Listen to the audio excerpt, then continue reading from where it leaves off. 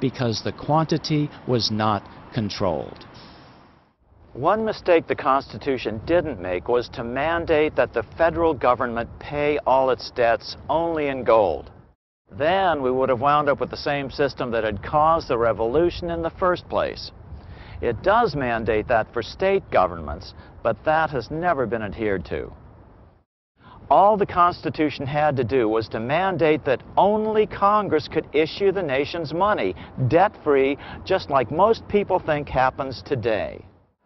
This defect in the Constitution left the door wide open for bankers to ram a bill through Congress in 1791, 4 years after the Constitution had been signed, to turn over creation of the nation's money to private bankers once again. Like all the privately owned central banks that would follow, the new bank was given a name that would deceive people into thinking it was part of the U.S. government, but it was not. It was called the First Bank of the United States. This is actually the original building here in Philadelphia. After a contentious debate, Congress finally granted the new bank a 20-year charter, a private monopoly.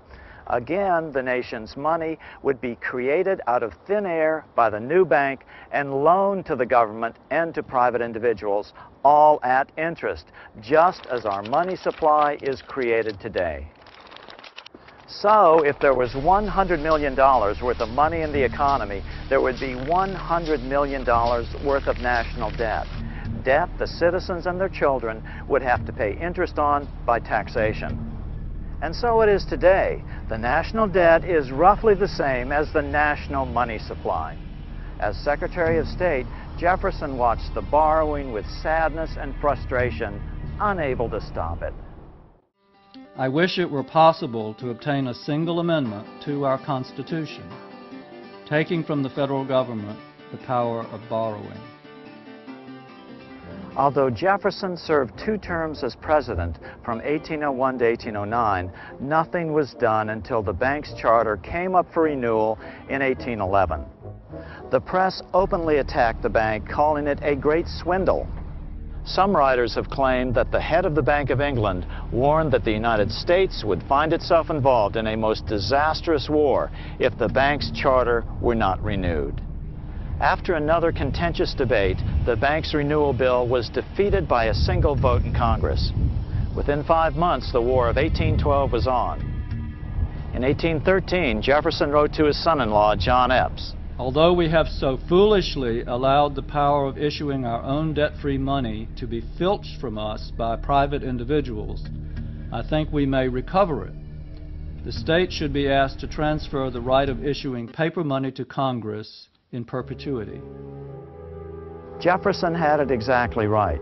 Congress and only Congress should have the right to issue America's paper money, and at no interest to no one. In 1814, the British successfully attacked Washington and burned the White House and the Capitol.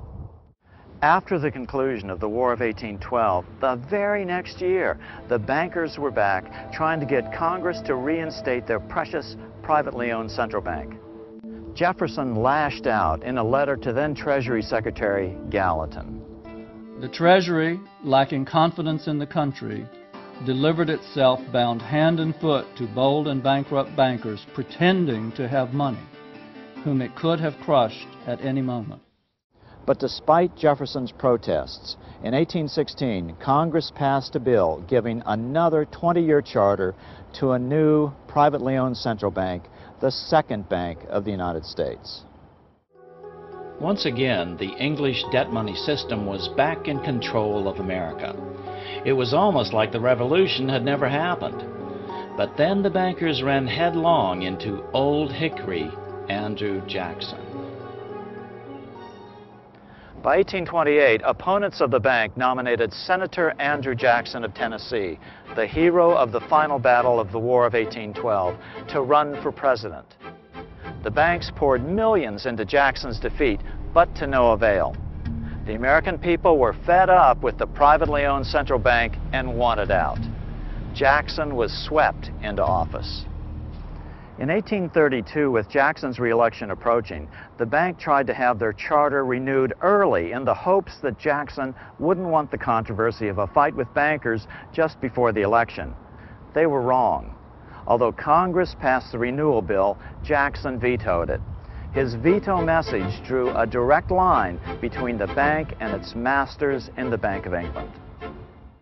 It is easy to conceive that great evils to our country and its institutions might flow from such a concentration of power in the hands of a few who are irresponsible to the people. Controlling our currency, receiving our public monies, and holding thousands of our citizens in dependence would be more formidable and dangerous than a military power of the enemy. Nicholas Biddle was head of the Second Bank of the United States. He was brazen with the financial power he wielded over the nation. He even threatened to cause a depression if Jackson's veto were not overturned. Nothing but widespread suffering will produce any effect on Congress. Our only safety is in pursuing a steady course of firm monetary restriction, and I have no doubt that such a course will ultimately lead to restoration of the currency and the recharter of the bank. Biddle made good on his threat. America was quickly plunged into a deep depression. Property was foreclosed on for pennies on the dollar. Jackson responded forcefully. You are a den of vipers.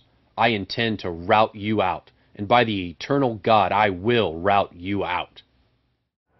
Eventually, the nation's newspapers sided with Jackson and the bank was not rechartered. Jackson then set about paying off the national debt, a debt caused by the government borrowing the nation's money supply into existence. Jackson was the only president who ever paid off the national debt. A few weeks later, an assassin tried to shoot President Jackson. He stuck 2 pistols in the stomach, but both misfired. Jackson solemnly warned the nation about any future attempts to establish another privately owned central bank. The bold effort the present bank had made to control the government, the distress it had wantonly produced, are but premonitions of the fate that awaits the American people should they be deluded into a perpetuation of this institution or the establishment of another like it. Jackson went through essentially a multi-year war trying to get rid of the Second Bank of the United States. He ultimately won that war. He believed that the bankers of the time were extremely destructive to the commonwealth of the United States, and that their policies were essentially to cause inflation in various asset classes and then cause deflation and wipe out everybody who was in debt. It's a pattern that is repeated throughout history. If you control the quantity of the money, nobody else cares about anything else. You can cause depressions, deflation, inflation anytime you'd like for your own political and monetary benefit. And that if you can give people cheap credit that they cannot afford, human nature is that people will take whatever you give them for free, okay? Whether it ultimately destroys them or not. And so you can create these boom and bust cycles that ultimately asset strip the wealth of average people. Jackson got us out of debt, but 25 years later, Abraham Lincoln would do even more, return to government-issued, debt-free money. He called them greenbacks, the inspiration for the Emerald City of Oz. The bankers were still angry about Jackson killing the Second Bank of the United States 25 years earlier. Since then, America's economy had boomed, a bad example for the rest of the world.